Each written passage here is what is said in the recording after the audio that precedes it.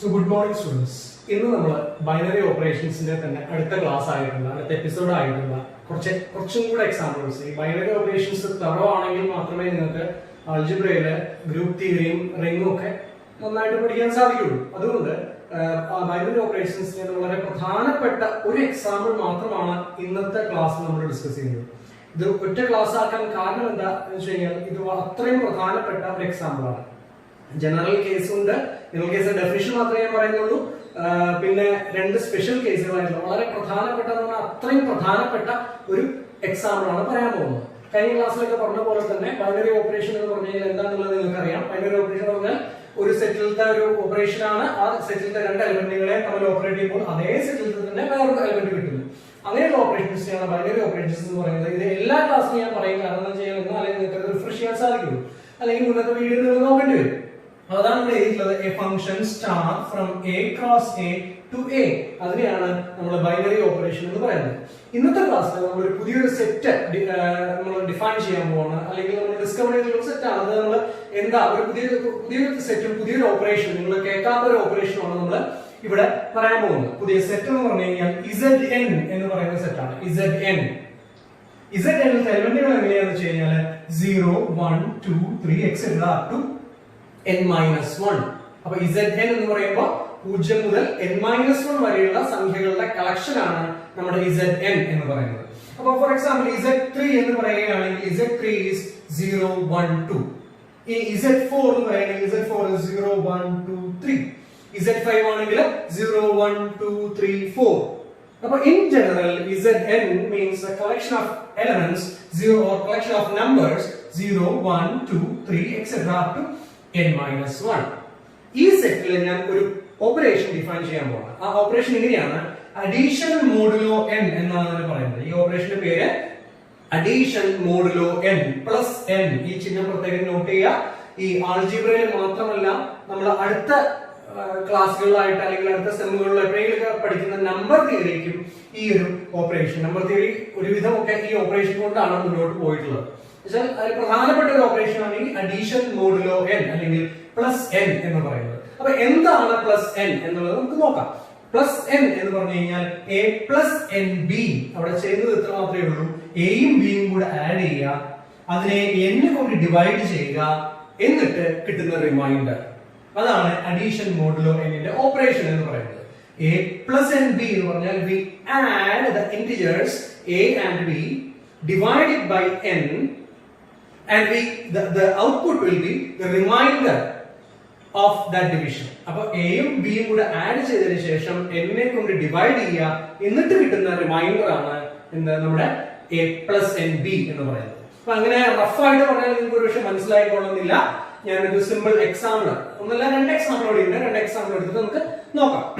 Now we consider Z3 എന്ന് പറഞ്ഞാൽ ഈ Z ന്റെ ഡെഫിനിഷൻ പോലെ Z3 എന്ന് പറഞ്ഞു കഴിഞ്ഞാൽ 0, 1, 2. Z എന്ന് പറയുമ്പോൾ 0, 1, 2 etc. n-1 ആണ്. അപ്പൊ Z3 എന്ന് പറയുമ്പോൾ 0, 1, 2. അവിടെ നമ്മുടെ ഓപ്പറേഷൻ എന്ന് പറയുന്നത് പ്ലസ് 3 എന്ന് പറയുന്ന അഡീഷൻ മോഡുലോ 3 ആണ്. അപ്പൊ ഈ ഓപ്പറേഷന്റെ ഔട്ട്പുട്ടുകൾ നമ്മൾ പ്രത്യേകം എഴുതുന്നതിന് പകരം ഒരു പ്രത്യേക ടേബിൾ വരച്ചിട്ടാണ് നമ്മൾ ഇവിടെ ചെയ്യാൻ പോകുന്നത്. ഇങ്ങനെയാണ് ടേബിൾ വരയ്ക്കുന്നത്. ഈ ടേബിളിന്റെ സ്ട്രക്ചർ ഒന്ന് നോക്കുക.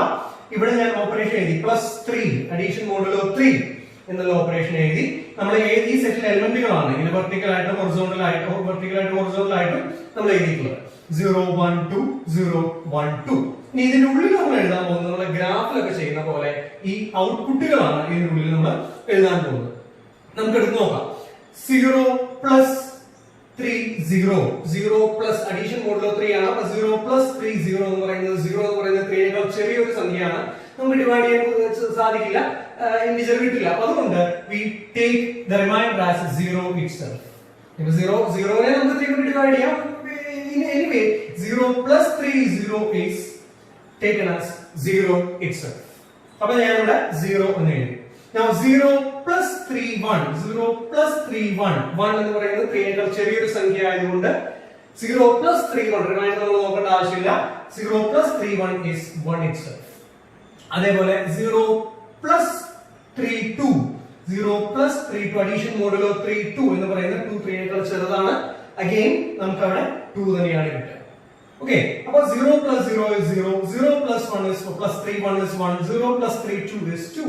അതേപോലെ ഇത് താഴോട്ട് നമുക്ക് ഫിൽ ചെയ്യാം. 1 plus 3 0, 2 plus 3 0. ഇത് ഈ രണ്ട് കോളങ്ങളും സെയിം ആയിരിക്കും. Now അടുത്ത എൻട്രിയിലേക്ക് പോവാം. 1 plus 3 1, 1 plus 3 1 എന്ന് പറയുന്നത് ശരിക്കും 1 നും 1 ഉം ആഡ് ചെയ്യുക, എന്നിട്ട് അതിനെ 3 കൊണ്ട് ഡിവൈഡ് ചെയ്യുക എന്നാണ് പറയുന്നത്. അപ്പൊ 1 ഉം 1 ഉം ആഡ് ചെയ്യുമ്പോൾ നിങ്ങൾക്ക് 2 ആണ് കിട്ടുന്നത്. അതിനെ 3 കൊണ്ട് ഡിവൈഡ് ചെയ്യാൻ സാധിക്കില്ല. We take the answer as 2 itself. അപ്പൊ 1 plus 3 1 is 2. ഇനി അടുത്ത് നോക്കുക. 1 plus 3 2, 1 ഒരു മിനിറ്റ്.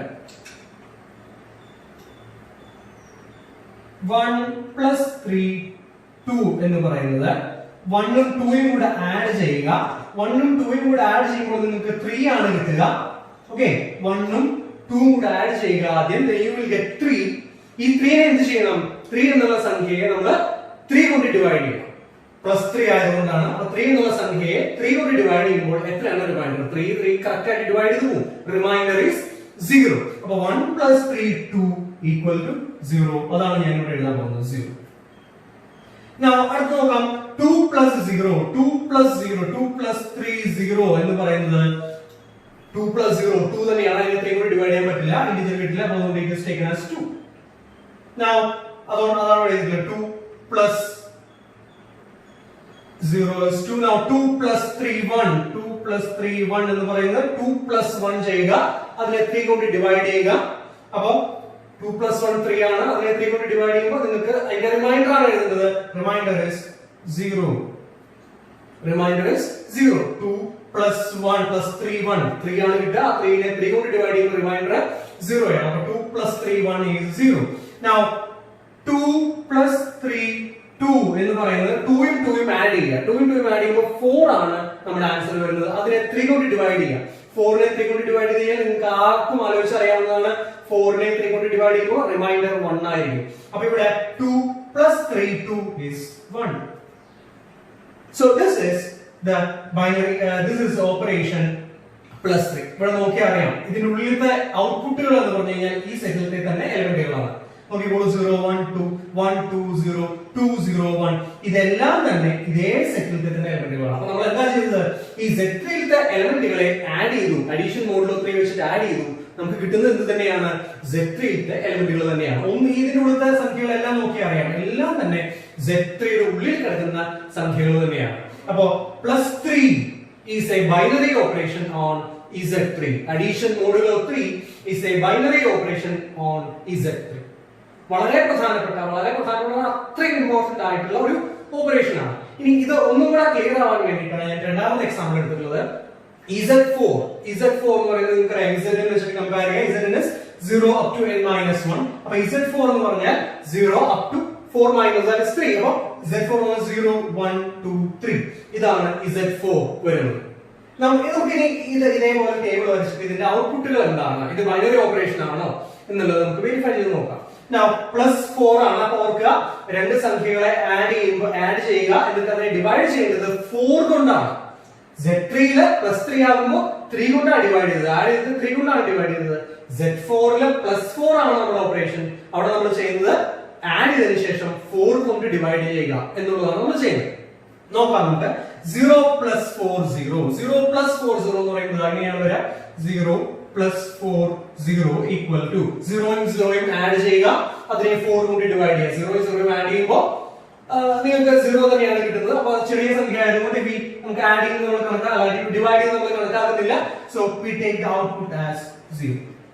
Again 0 + 4 1. 0 + 4 1 equal to 1. 0 ഉം 1 ഉം ആഡ് ചെയ്യുക. 1 4 നേക്കാൾ ചെറുതാണ്. And the answer will be 1 itself. 0 + 4 1 is 1. ഇതേപോലെ തന്നെ 0 + 2 is 2. 0 + 4 3 is 3. അപ്പോൾ ആദ്യത്തെ റോ ശരിയായി. ഇനി ഇങ്ങോട്ടേക്ക് നോക്കുമ്പോൾ 1 + 0 is 1. 2 + 0 is 2. 3 + 0 is again 3. കാരണം 3 + 0 എന്ന് പറയുന്നത് 3 തന്നെയാണ് വരുന്നത്. 3 + 4 0 എന്ന് 3 തന്നെയാണ്. 4 നേക്കാൾ ചെറുതായതുകൊണ്ട് നമുക്കൊന്നും ചെയ്യാനില്ല, 3 തന്നെയായിട്ട് എഴുതുക.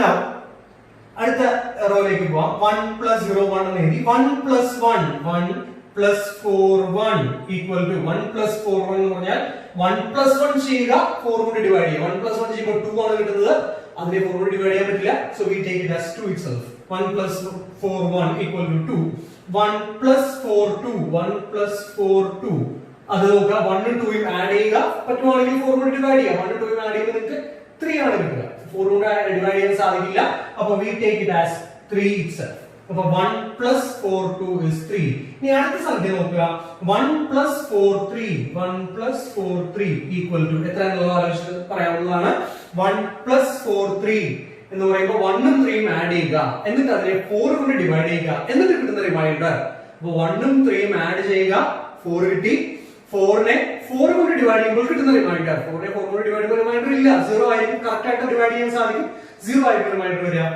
അപ്പോൾ 1 plus 4 3 is 0 here it is 0 ഇതേപോലെ 2 plus 0 is 2 2 plus 4 1 is 3 കാരണം 2 plus 1 3 ആണ് 4 നേക്കാൾ ചെറുതാണ് ഇനി 2 plus 4 2 2 plus 4 2 equal to നോക്കുക 2 ഉം 2 ഉം ആഡ് ചെയ്യുന്നു 2 ഉം 2 ഉം ആഡ് ചെയ്യുമ്പോൾ 4 കിട്ടുന്നു ആ 4 നെ plus 4 ആയതുകൊണ്ട് നമ്മൾ 4 കൊണ്ട് ഡിവൈഡ് ചെയ്തിട്ട് റിമൈൻഡർ എഴുതണം അപ്പോൾ 2 plus 2 4 ആണ് അതേ 4 കൊണ്ട് ഡിവൈഡ് ചെയ്യുമ്പോൾ നമുക്ക് റിമൈൻഡർ 0 ആണ് കിട്ടുക 0 അപ്പോൾ 2 plus 4 2 is 0 2 plus 4 3 2 plus 4 3 equal to 2 ഉം 3 ഉം ആഡ് ചെയ്യുന്നു എന്നിട്ട് 4 കൊണ്ട് ഡിവൈഡ് ചെയ്തിട്ട് അതിന്റെ റിമൈൻഡർ 2 ഉം 3 ഉം ആഡ് ചെയ്യുമ്പോൾ നിങ്ങൾക്ക് 5 ആണ് കിട്ടുന്നത് 5 നെ 4 കൊണ്ട് ഡിവൈഡ് ചെയ്യുമ്പോൾ റിമൈൻഡർ 1 ആണ് അപ്പോൾ 2 plus 4 3 is 1 ആൻസർ 1 ആണ് now ഇതേപോലെ ലാസ്റ്റ് റോയിൽ നമുക്ക് ഫിൽ ചെയ്യാവുന്നതാണ് 3 plus 4 1 3 plus 4 1 എന്ന് പറയുമ്പോൾ 3 കൊണ്ട് ആഡ് ചെയ്യുമ്പോൾ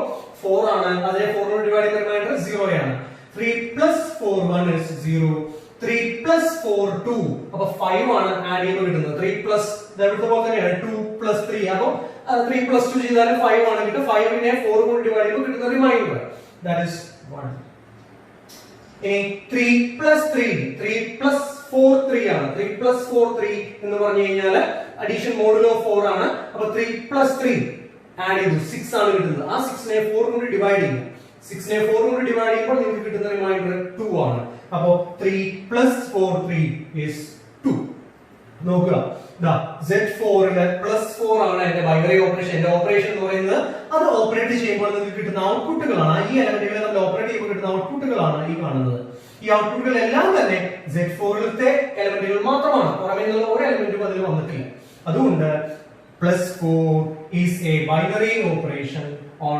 Z4 അപ്പോൾ in general we can say that +n is a binary operation on Zn ഇവിടുത്തെ പോലെ +3 is a binary operation on Z3 +4 is a binary operation on Z4 അതാണ് നമ്മൾ ഈ രണ്ട് എക്സാമ്പിളുകൾ പ്രൂവ് ചെയ്തത് അപ്പോൾ in general ഈ കോൺസെപ്റ്റിനെ ജനറലൈസ് ചെയ്തു കഴിഞ്ഞാൽ we can say that +n is a binary operation on Zn in other words we say that Zn +n is a binary structure പുതിയൊരു പേരാണ് ബൈനറി സ്ട്രക്ചർ നമ്മൾ അധികം ഉപയോഗിക്കില്ല ഞാൻ അത് സിലബസ് ഉള്ളതുകൊണ്ട് പറഞ്ഞു എന്ന് മാത്രമേ ഉള്ളൂ അപ്പോൾ Zn + n എന്ന് പറയുന്നത് Zn ലെ +n ഒരു ബൈനറി ഓപ്പറേഷൻ ആണ് അപ്പോൾ അതുകൊണ്ട് Zn + n is a binary structure അപ്പോൾ എന്താണ് ബൈനറി സ്ട്രക്ചർ ഡെഫിനിഷൻ മാത്രമേ ഉള്ളൂ binary structure it is A set together with a binary operation ഒരു സെറ്റിലെ ഒരു ബൈനറി ഓപ്പറേഷൻ ഡിഫൈൻ ചെയ്തു കഴിഞ്ഞാൽ അതൊരു ബൈനറി സ്ട്രക്ചർ ആയതാണ് ഇവിടുത്തെ പോലെ